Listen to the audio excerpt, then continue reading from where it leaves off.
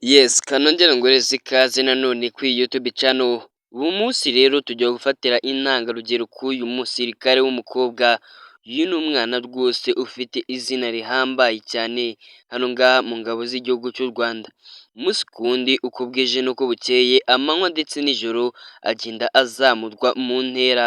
Burya ngo buri kimwe cyose ni umuntu ugiharanira. Igihugu cy'u Rwanda ni kimwe mu bihugu biri hano ngaha muri Afurika bifite umutekano uhambaye.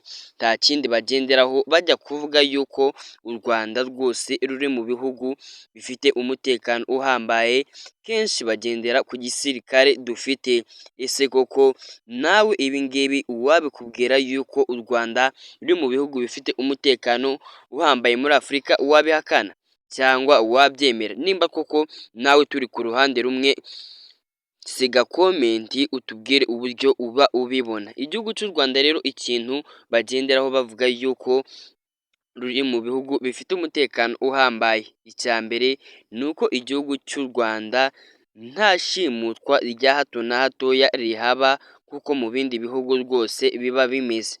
Ikindi, igihugu cy'u Rwanda rwose ni igihugu abaturage bacyo baryama bagasinzira bitewe n'umutekano uba uhari.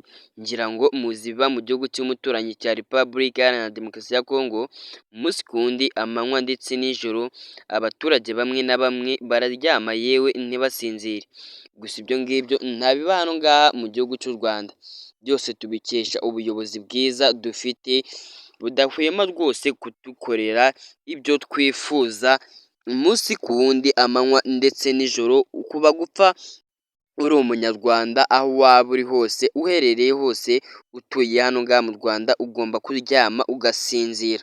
Igihugu cy'u Rwanda rero umunsi ku wundi, amanywa ndetse n'ijoro, ibihugu bimwe na bimwe bikunze kugenda bikibazaho binakigarukaho bitewe n'uburyo abaturage bacu rwose babayeho ubuzima bwiza. Yewe hano mu gihugu cy'u Rwanda abaturage bicwa n'ikibazo cy'inzara ni bakeya cyane. Ariko se waba uzi ibibera muri Repubulika Iharanira Demokarasi ya Kongo cyangwa se ibibera mu Burundi, Tanzania? U Rwanda ni igihugu rero gifite umutekano uhambaye nk'uko nabikubwiye.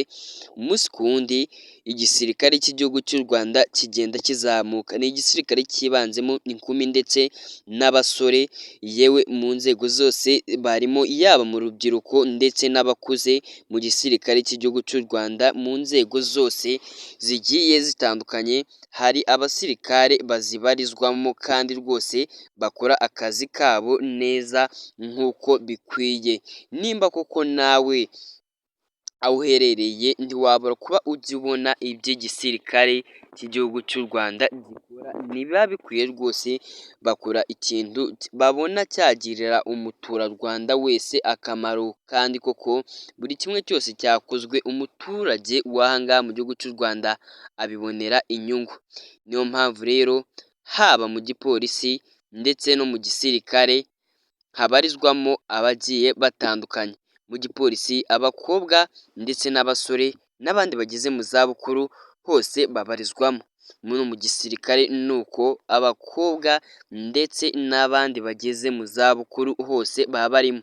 Niyo mpamvu nkubwira ngo aho waba uri hose, aho waba uherereye hose, ntihagire uzagushuka, uzakubuza rwose kuba wakorera igihugu cyawe, kubera yuko uwakoreye igihugu rwose ntabwo yasarura ibidafite umumaro, kubera yuko burya ngo bibyara imbuto ziryohereye. Nimba koko uri umusirikare w'igihugu cyawe, burya nupfa ufite uwo upfiriye, upfuye ku bw'undi muntu, burya ngo uba upfuye nk'intwari, kubera yuko hari icyo uba upfuye ugezeho, hari icyo wagejejeho abandi. Nimba koko nawe ufite inzozi zo kuba uzakorera igihugu cyawe, ntihazagire uzaguhagarika, kubera yuko abantu rwose ugendeye ku magambo yabo n'ibyo bavuga, ntabwo wazagera ku nzozi zawe. Wasanga warahoze wifuza kuba waba umusirikare, nawe ukaba umwe mu ngabo z'igihugu cy'u Rwanda RDF. Rero wicika intege, nawe uzabigeraho, uzasarura rwose icyo wahoze wifuza. Rero umwanya ni uwawe, kora cyane kugira ngo ugere ku nzozi zawe.